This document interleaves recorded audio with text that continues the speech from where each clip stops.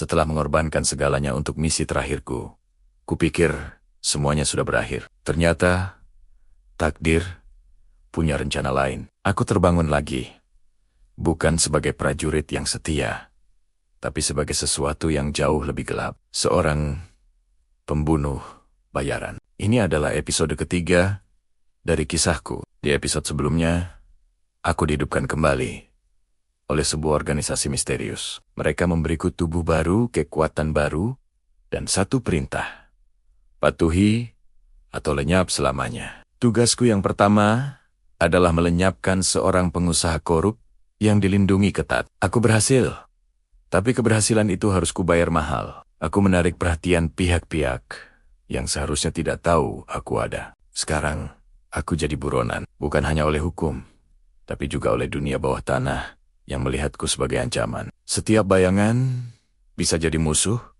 setiap wajah ramah bisa menyembunyikan niat jahat. Organisasi yang membangkitkanku hanya memberiku sedikit informasi, memaksaku bergerak dalam kegelapan. Mereka bilang ini adalah ujian. Jika aku bisa selamat, aku akan mendapatkan jawaban atas pertanyaan terbesarku.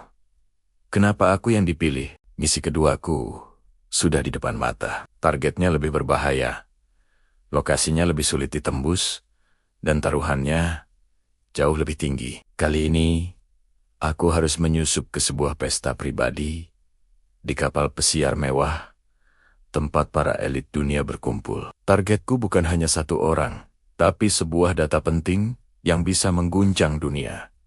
Masalahnya, aku tidak sendirian. Ada pembunuh lain yang juga mengincar hal yang sama. Aku harus berpacu dengan waktu, menggunakan semua keahlian lamaku dan kekuatan baruku untuk bertahan hidup. Setiap langkah adalah pertaruhan antara hidup dan mati. Aku mulai bertanya-tanya, apakah aku masih manusia, atau hanya senjata tanpa jiwa? Sisi gelap dalam diriku semakin kuat, dan aku takut suatu saat aku tidak bisa lagi mengendalikannya. Tetaplah bersama aku untuk melihat bagaimana aku menghadapi misi mustahil ini. Jangan lupa like, komen, dan subscribe, agar kamu tidak ketinggalan kelanjutan ceritaku. Terima kasih sudah menonton.